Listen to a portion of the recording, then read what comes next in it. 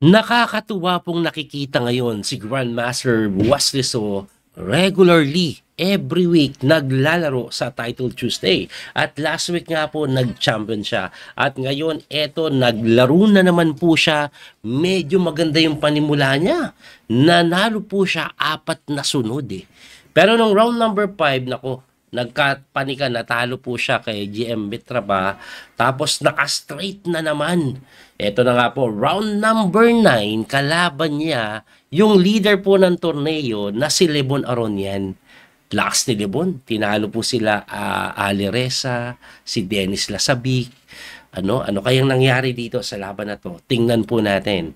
C4 po ang tinira ni Lebon. Itim si Wesley, E6 lang. English opening po. Eto naman si Wesley. Parang i-transpose lang po sa Queen's Gambit decline na sinagot ni Lebon ng Knight F3, D5 na nga. Tapos nag-E3 lang. Hindi po tinirahan nun, no? So, ito po yung English opening Agincourt defense. So, nag-E3 lang, Knight F6, B3. Tumira po ng B6, pareho mag-piapiancheto ng Bishop sa Queen side, kinapture, pawn takes, and then Bishop E2. After Bishop E2, Bishop B7, and castling lang, nag-Knight D7, and then D4. Ayan. So, ang ending po, nakapiancheto sila, pero naharangan ng pawn nila. Anyway, normal lang naman yan. At least may mga square sila dito later on ng kabayo. Kaya tinitira yung D4 or D5 na pawn. Nag-Bishop D6 develop. Nag-Bishop A3 naman. Ito pong si Lebon, no? Matindi. Kasi alam niyang bad bishop ito eh. So, kasi nga naharangan naman. Eh di ipapalit niya.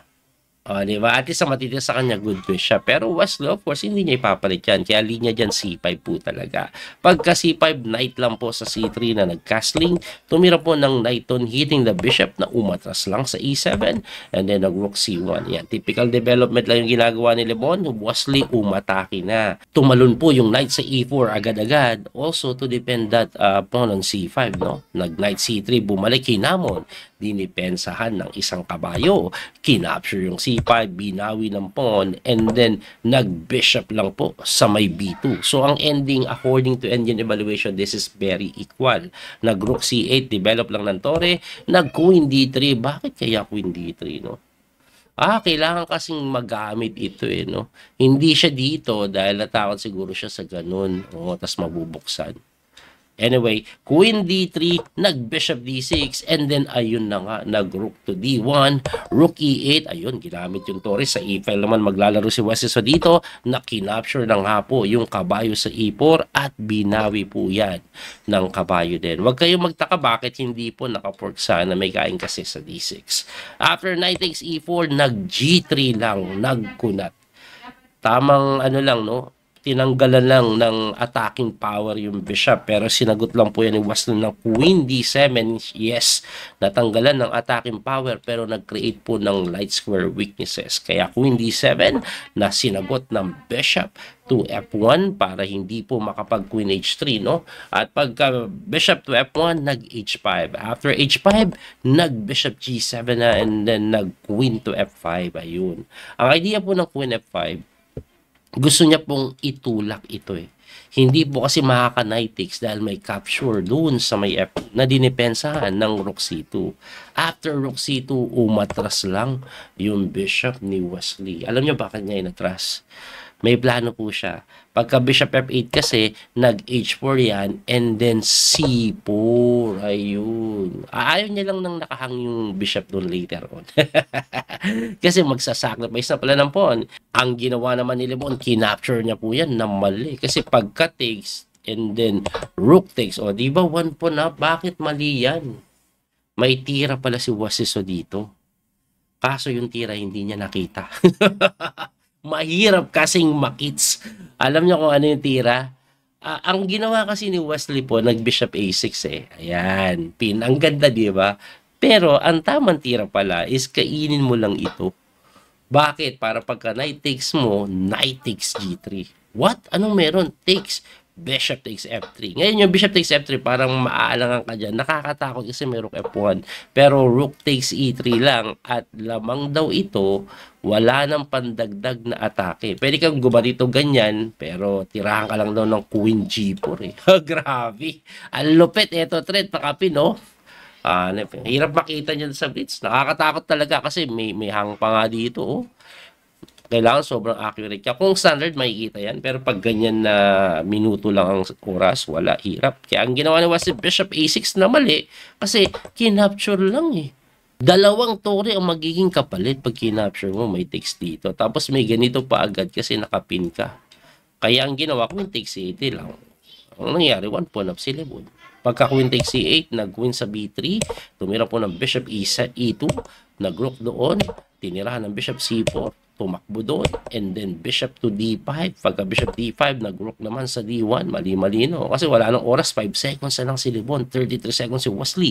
Nag-bishop C6 hitting the queen, nag-queen sa C4, knight D6 hitting the queen, nag-queen sa F4, nag-queen lang doon. Naku, napakagandang pressure ang binibigay. O, lakas sa long diagonal. Nasinagot ng bishop to A3. Tapos rook E4. O, tumakbo doon.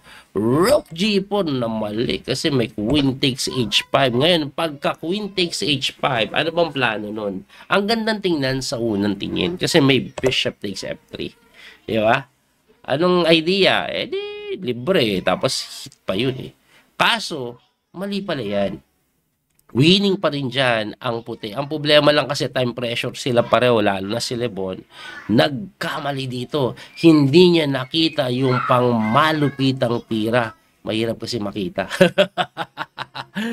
Ang tira po kasi dito ni Lebon dapat, lamang daw siya, bishop takes lang. What? Libre tore, hindi pa lumakain yan kasi nga nakapin. Anong gagawin?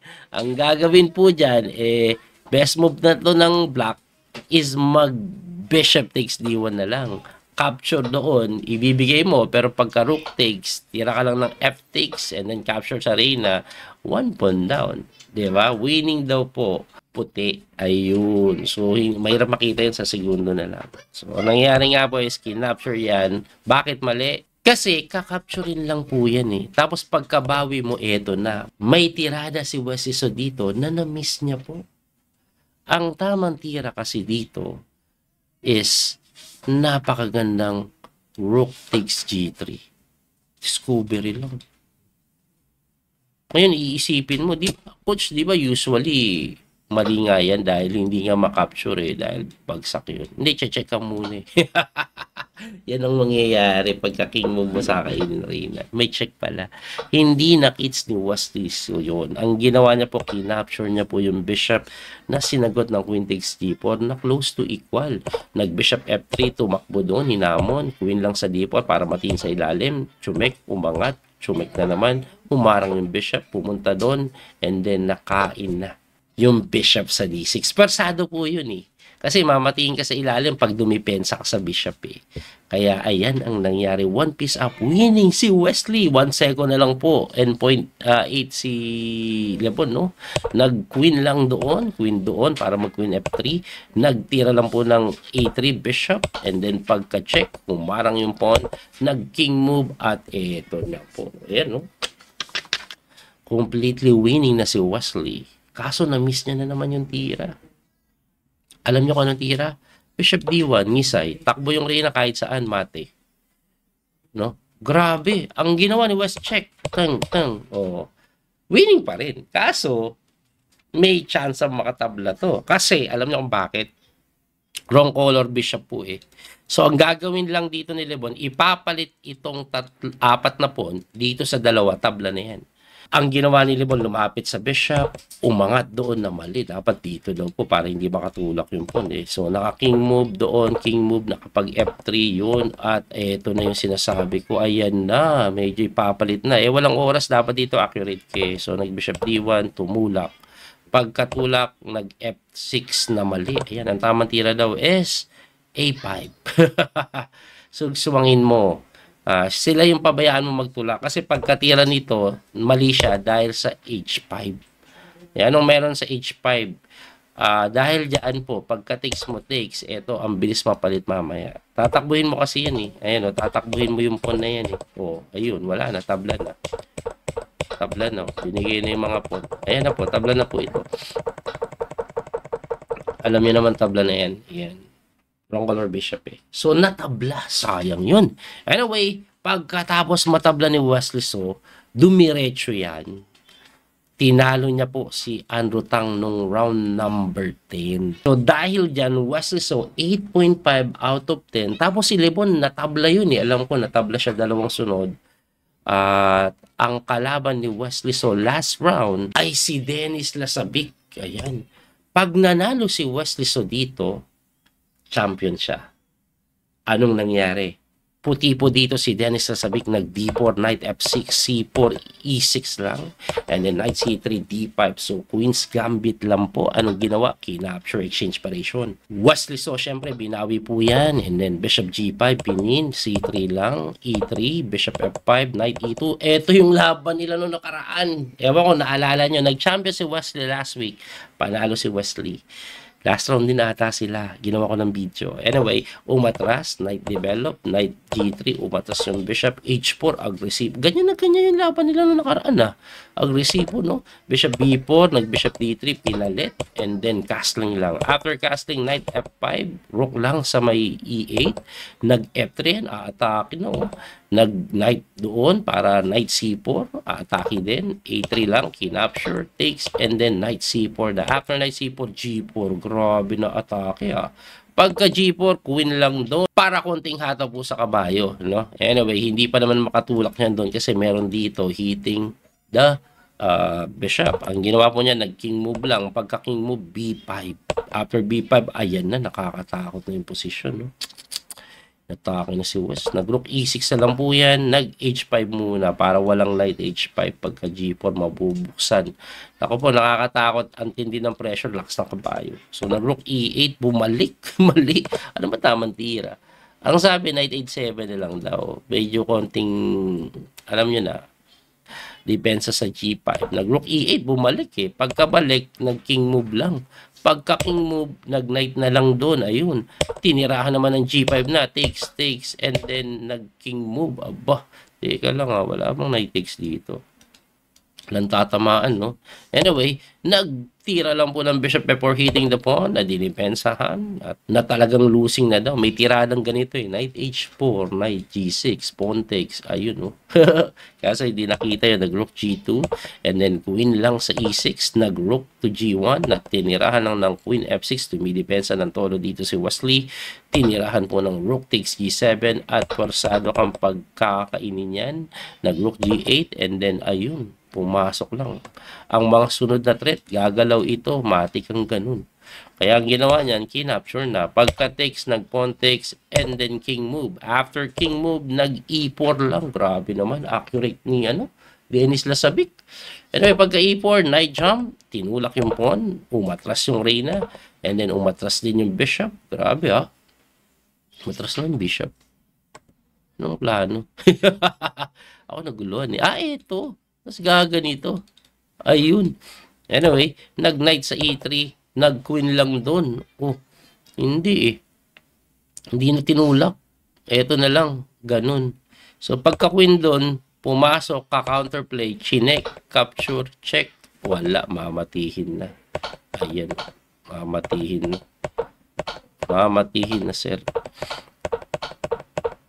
O, sabay hamon lang eh, no? Si Wesley, di pa sumusuko pero tagilid na po ito. Binibilisan ko na lang kasi losing na talaga. Grabe ah. Wala mo pa si West, nanggugulo pa oh. Nanggugulo pa, mga sir. Wala na, nakapromote na. At nag-resign na. At dahil po sa talo ni Wesley So na yan, ang standing ito, sayang ah. Ito po ang standing. Hindi nag-champion si Wesley. Ang nag-champion si Lebon Aronian. Tay sila ni Chicalco. Tapos Dennis Lasabic. Kung nanalo si Wesley, nandyan siya. I think kung mataas tie break ni Wesley, baka siya nag-champion. Time for first at least. Ito yung sa tumalo kay Wesley, si Mitraba eh. Ganda ng performance si Lebon. Oh. Tingnan nyo po. Oh. Tabla kay Nepo, tabla kay Wesley, panalo kay Trongson. Oh. Panalo siya kay Lasabic sa Alireza ng early round. So, diba? Ganda yung performance niya. Tapos, last round tabla, good enough to get first place. Yan po ang nangyari kay Wesley. Ako talaga natutuwa na ganito ginagawa ni Wesley. Naglalaro na naglalaro. Well, hindi naman laging panalo, pero ganyan talaga kahit nga silang Magnus at Hikaru or other strong players, minsan panalo, minsan talo. Itong si Dennis Lasabik, magaling talaga pagdating sa Blitz, no? Sa online. Laging consistent, nasa taas. Laging last round may chance. Nung last week din, kalaban siya ni Wesley. Kung tinalo niya si Wesley, siya champion. Matindi din talaga. And anyway, ganun talaga ang chess. Sometimes panalo, sometimes talo. Abangan niyo po yung mga susunod natin na video rest day ng Norway Chess. Baka mamaya mag-live stream ako. Muli ito po yung Coach P. The Master Daniel Causo. Hanggang sa muling pagkikita. God bless po mga kabiyaya. Thank you po sa support. Bye-bye. That little mouse, 'cause I'm an albatross.